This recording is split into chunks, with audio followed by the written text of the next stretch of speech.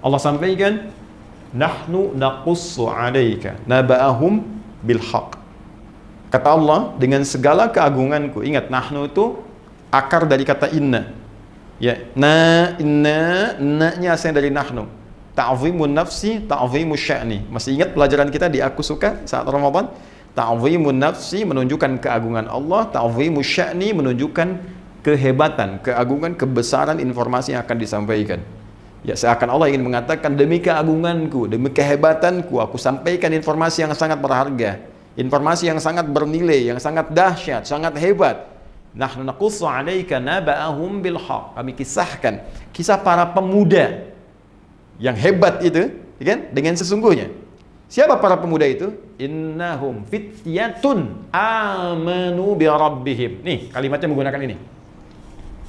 Ya, innahum fityatun, sungguh mereka itu fityatun, anak-anak muda. Teman-teman milenial, ya. Ada ayat milenial dalam Al-Qur'an yang menunjuk para pemuda. Ingat, ini kita nih. Ya, generasi yang akan menggantikan orang-orang di masa kini, di masa depannya. Ayat ini berbicara tentang Anda. Duhai teman-teman sekalian, ada orang-orang milenial hebat kata Allah di masa lalu. Dan kehebatan milenial itu diukur bukan sekedar dari kehebatan instingnya, intelijensianya, kehebatan intelektualnya, kehebatan semangatnya. Bukan itu patokan utamanya. Innahum amanu, imannya yang pertama. Jadi kalau Anda ingin dikatakan seorang pemuda yang hebat, generasi milenial yang hebat, maka syarat pertama kehebatan dalam pandangan Allah itu iman. Awas, jaga iman. Kalau cuma sekedar jadi orang-orang yang intelektual, ya, punya daya dobrak yang tinggi, inovasi yang hebat, bikin aplikasi, bikin ini, bikin itu biasa. Jangankan Anda yang belum beriman pun mampu. Itu terbuka kompetisinya. Jangankan di Indonesia, di Amerika banyak, di Cina banyak, di Eropa banyak, melimpah. Tapi perlombaan menjadi baik, hebat dalam pandangan Allah itu spesial. Sang Khalik lah. Anda disebut hebat di Indonesia, belum tentu dikenal di Amerika. Orang Cina pun mimpi belum pernah ketemu kita. Orang Eropa belum tentu pernah lihat kita. Ya kan? Tapi kalau Anda disebut hebat oleh Allah, maka langit dan bumi mengatakan Anda yang terbaik. Maka syarat pertama, generasi pemuda hebat, itu kata Allah, amanu bi rabbihim, iman dulu. Nah, kenapa mereka disebut hebat? Ini dahsyat. Saking ingin mengupgrade imannya, mempertahankan imannya, mereka menghadapi intimidasi yang sangat luar biasa. Dikejar-kejar sampai masuk gua. Ancamannya bukan hanya sebatas intimidasi, bisa eksekusi. Bukan cuma persekusi, bisa dieksekusi. Ya, mereka untuk mempertahankan iman supaya di-upgrade imannya itu sampai masuk ke gua. Saking inginnya dekat dengan Allah Subhanahu wa taala, saking ingin mempertahankan visi kehidupannya. Maka Allah katakan innahum, pakai inna, ya, harfu nasbin wa taukidin, tansibul isma wa tarfa'ul khabar, mabniun 'alal fathi la mahalla lahu minal i'rab. Huruf nasab yang mengangkat rafa ism, orang yang akan diangkatnya. Ini diangkat oleh Allah nih. Ini contoh nih, saya angkat nih. Kenang kisahnya. Sampai kini masih diingat kisahnya. Ya. Wa taukidin, Allah kuatkan. Saya tegaskan, ini orang-orang hebat, contoh mereka. Ya, tansibul isma wa tarfa'ul khabar, dinasabkan. Nasabkan isimnya jadi dibuka. Ya, saya kembalikan tadi, perhatikan baik-baik. Tansibul isma, dinasabkan isimnya, dibuka, tancapkan dengan kuat. Seakan-akan ingin mengatakan ini orang-orang bisa menancapkan dirinya, keimanannya pada dirinya dengan kuat. Ya, wa tarfa'ul khabar, diangkat beritanya sampai sekarang, ya, terekam sampai sekarang dikenang. Ya, mabniun 'alal fathi, mabni ditetapkan, fathah dibuka untuk kita. Ini kalau ngaji bahasa dengan dalam, ya. Kalau ngaji cuma standar di nahwu, sharaf mungkin nggak sampai ke situ. Tapi kalau kita bawa ke ilmu bahasa, itu kita dapatkan, itu banyak makna.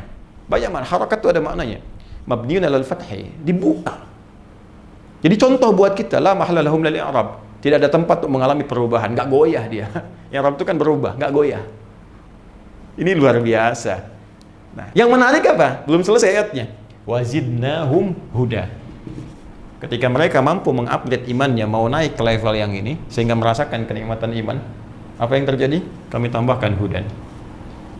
Tuh. Jadi syarat pertama, untuk menjadi orang takwa, itu beriman, upgrade iman kita, maka hudan akan turun. Hudan lil muttaqin. Ketika para pemuda tadi bisa mengangkat upgrade imannya, maka hudan turun. Apa yang terjadi ketika hudan turun? Nikmat kan? Ya, suratal ladzina an'amta alaihim, kembali ke An-Nisa 69, ulaika ma'al ladzina an'amallahu alaihim, maka dapat nikmat dari Allah. Apa nikmatnya? Allahu Akbar, tinggal tidur 309 tahun.